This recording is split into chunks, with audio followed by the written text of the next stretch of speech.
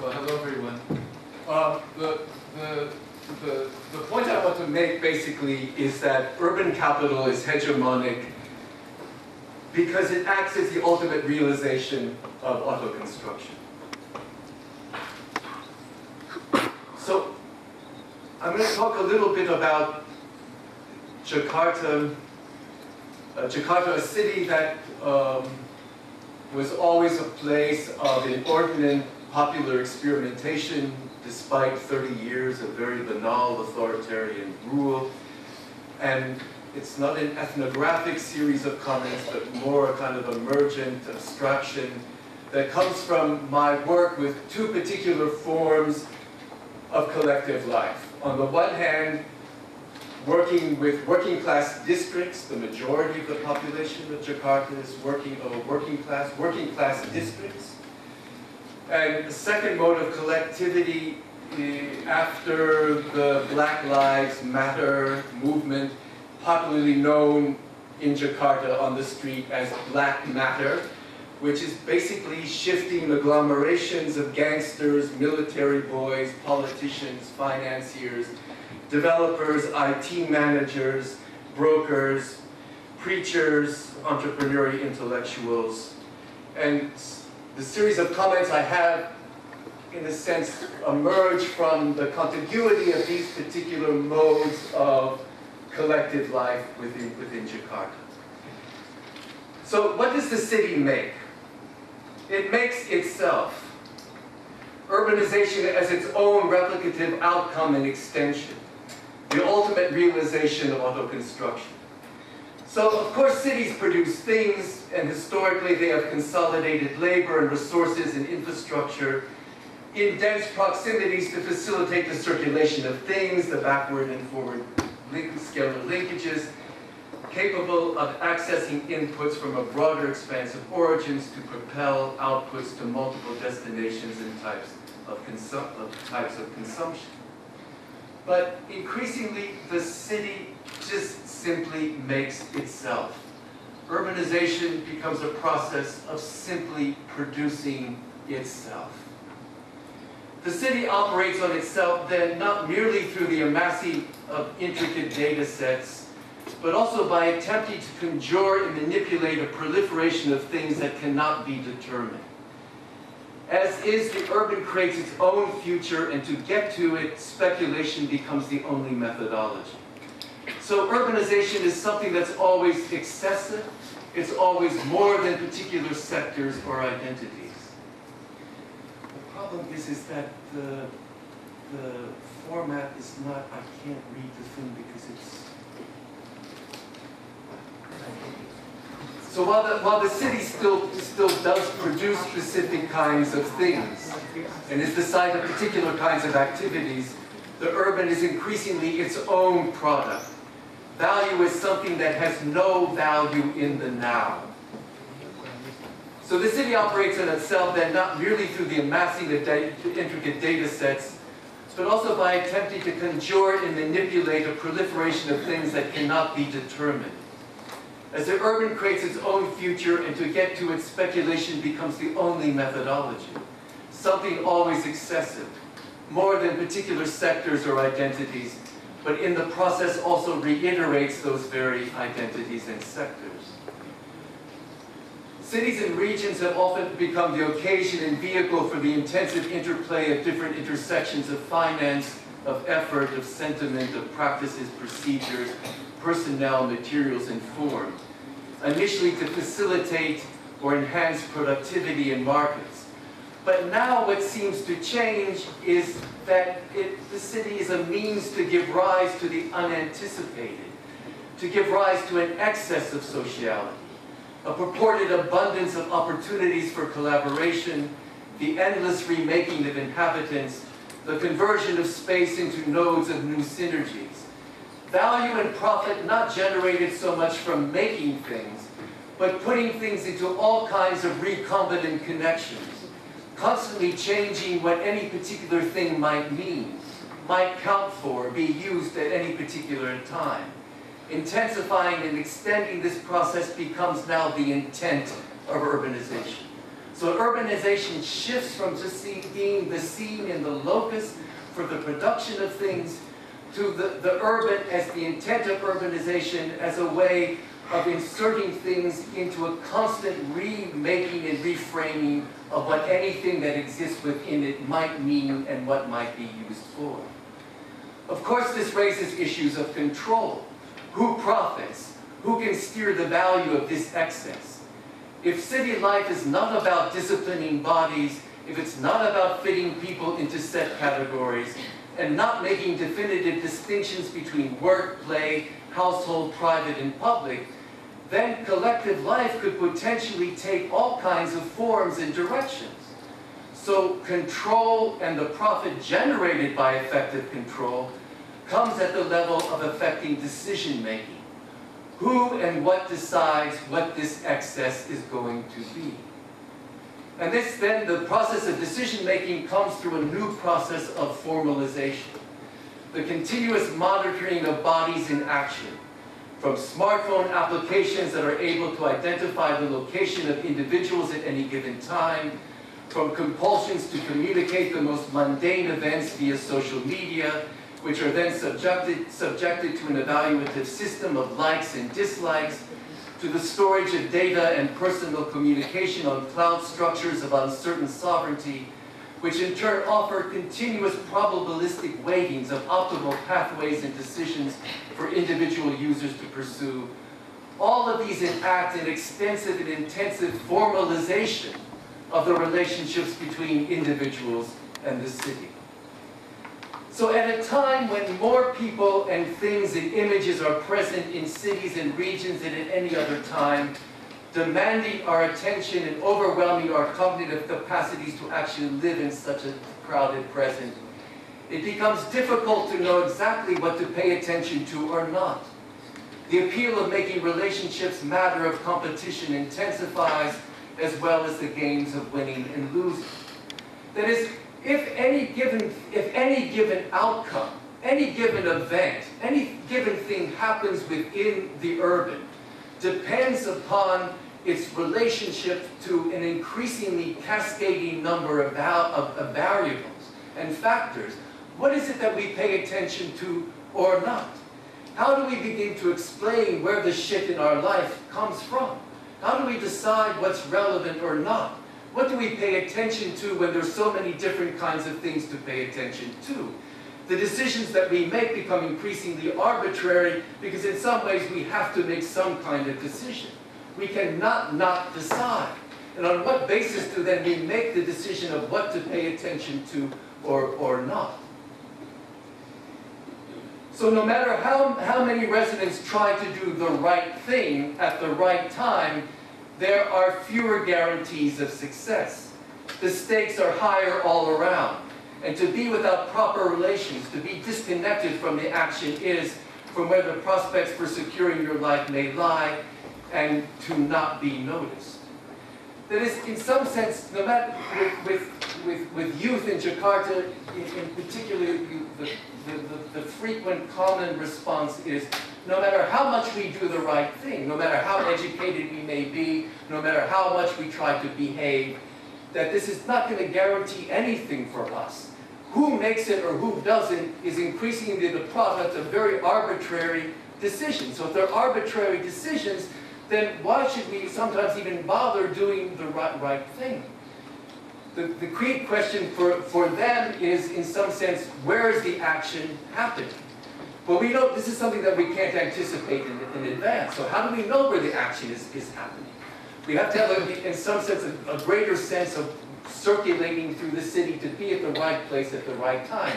And if we don't know what the right place is at the right time, then it's not something that is easily mapped. So you have a kind of increasingly provisional sense of risking things, of trying things, of which the outcomes can't be, in some sense, evaluated in advance. But what happens is that then, particularly within a city like Jakarta, is that Jakarta becomes the locus of particular kinds of experiments in terms of urban governance. And an urban governance that in some ways depends upon a notion of what's often referred to as deep relationality. And this is the capacity to exteriorize intricate histories of people working with each other, deciding, thinking through things onto apparatuses of calculation and formalization. Determinations of who can do what with whom under what circumstances and what can be produced from these efforts is increasingly subject to forms of relationship making taken over, not by the give and take of people and residents having accumulating histories of collaboration with each other, but increasingly taken over by integrated systems that render experiences of all kinds into some form of interoperable data. That is, data that can be compared across different kinds of experiences, locations, bodies, and operations. So urban environments become full of sensors and processors and actuators that are designed to intersect software, hardware, action, behavior, and movement so that trajectories of force and impact can be detected and registered.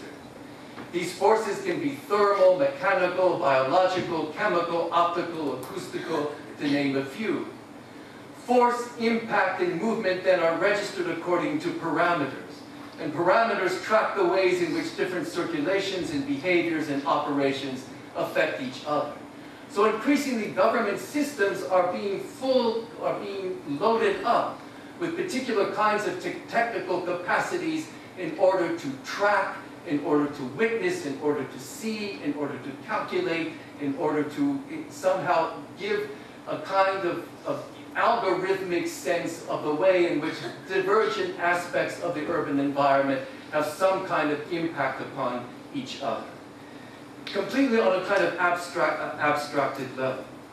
So for example, patterns of rainfall, traffic flows, water usage, power generation, capital budget allocations, density levels, and service consumptions can all be brought into some kind of relationship with each other, so that their impact upon the operations of each other can be subject to measurement, the production of interacting quantitative values.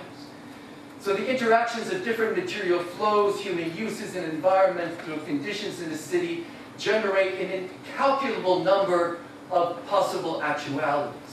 So the very same kinds of technical systems, the very same kinds of political sensibilities, the very same kinds of logics that are being adopted by governance systems in order to try to make increasingly complex urban environments renderable to making particular kinds of integrated decisions, in the end produce more uncertainty than the system began with. So the very same kinds of technical systems, which are apparently a guarantee against uncertainty, that enable this kind of decision-making process over which the struggles are, end up producing urban environments and where people are increasingly intensely more uncertain than to begin with.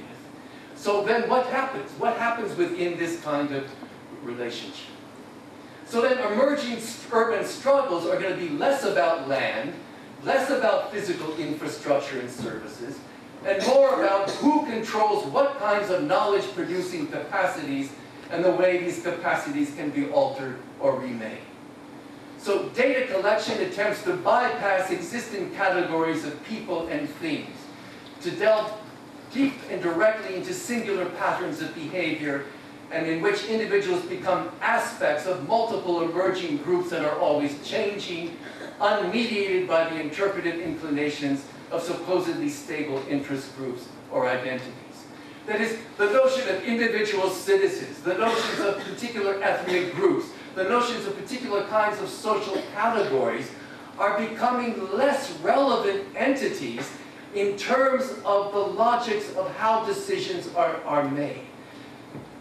In some sense, the individuals and collective groups become subject to being sliced and diced into particular kinds of inclinations, different kinds of purchasing trajectories, different kinds of behavioral inclinations that had very little to do with sustaining the notion of sort of individual urban subjects. So the struggles about who can know what about what and whom can take increasingly violent turns. For to know is experience is a way of being, in some sense, pinned down.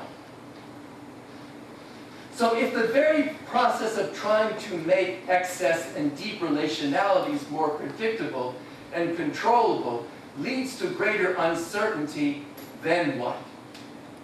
If in some sense the locus of power, the locus of control, is increasingly registered and enacted through the kinds of consolidations of technical systems which attempt to in some ways circumvent and bypass the ways in which we've traditionally known the components of the city, the components being individuals, particular groups, particular districts, particular kinds of constituencies. And if these means of attempting to exercise particular control lead to greater amounts of uncertainty over what it is that is actually taking place in the city, then what? So take the ways in which concrete projects act as financial instruments, where production is shifted around to various parts of the world, where production is more automated, where things need to be updated and changed all the time to ward off overproduction, with changing access to credit. If this abstract time of capital circulation is full of contradictions that threaten to make the economic underpinnings of the city completely unworkable, whose responsibility is it to keep things hanging together? And then once again, not that different from Capital Volume 2, is that what keeps it together once again becomes the everyday efforts in ethical work, cooperation, and experiments of the majority who do not recognize themselves in any specific form or set of rights. That is, you have the reiteration of, in some sense, the majority of Jakarta, the majority which is in some sense the working class of the city, who once again have to take on the responsibility of their own initiative, their own effort, as a way to keep the city together in terms of the uncertainty that is being produced by the very kinds of logics of control that are being deployed in order to bring together a sense of certainty, but without that do not recognize them in any specific kind of form or set of rights. So in some ways, our preoccupation with things like citizenship, with things like rights, just simply do not have traction within the kinds of work that are being undertaken by those who have the responsibility for their own ethical and experimental efforts to keep the city going. So for example, Lani, a 50-year-old salon owner, says whatever it cost, it was important not to stand still.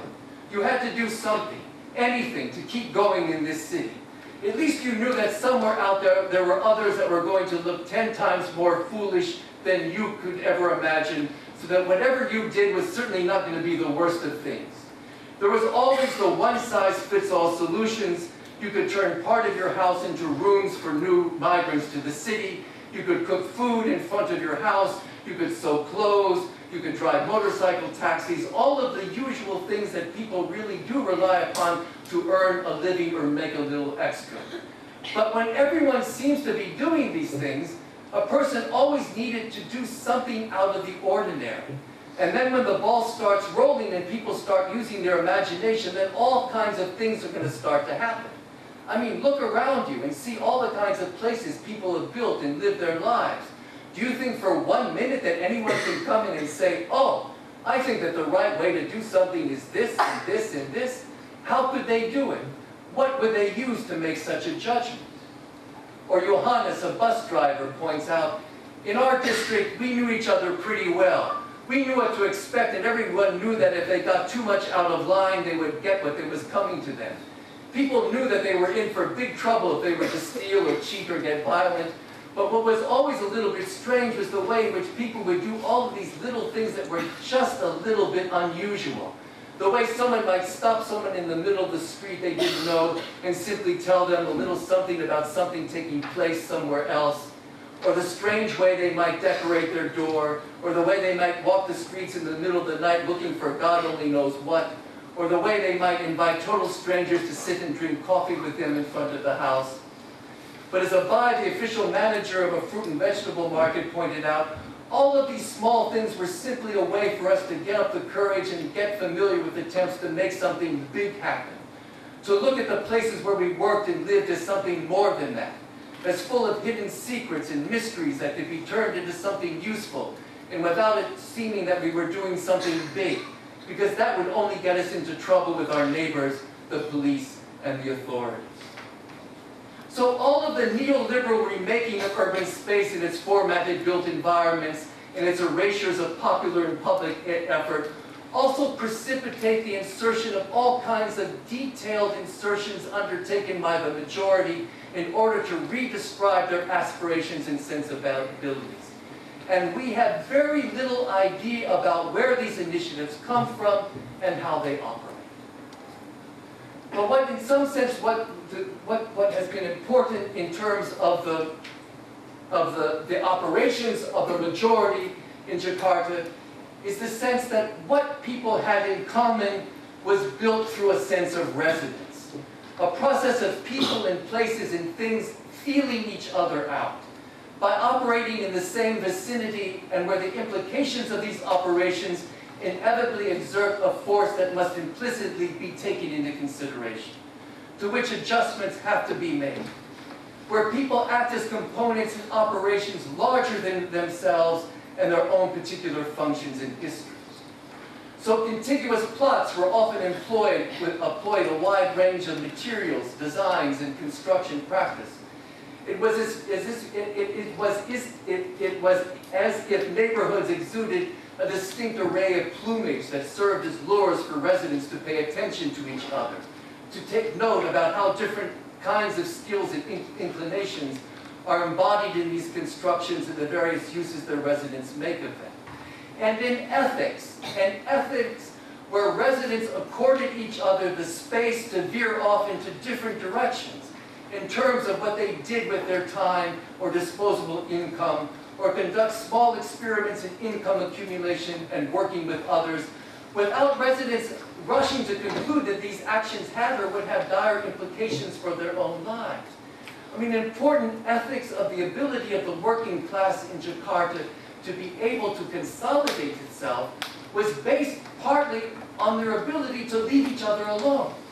Basically to accord each other the space to do different things without necessarily feeling that what you do necessarily has some deep implication for what I do. And what I do doesn't necessarily have dire implications for what you do, which allow a kind of plurality of different kinds of experiments and practices to take place. Otherwise, if reliant upon consensus and endless deliberation, perhaps couldn't have gone anywhere.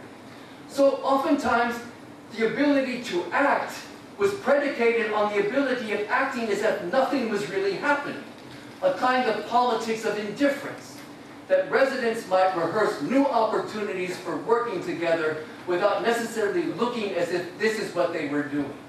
And it sustained the capacity for different ways of life to take place right next to each other.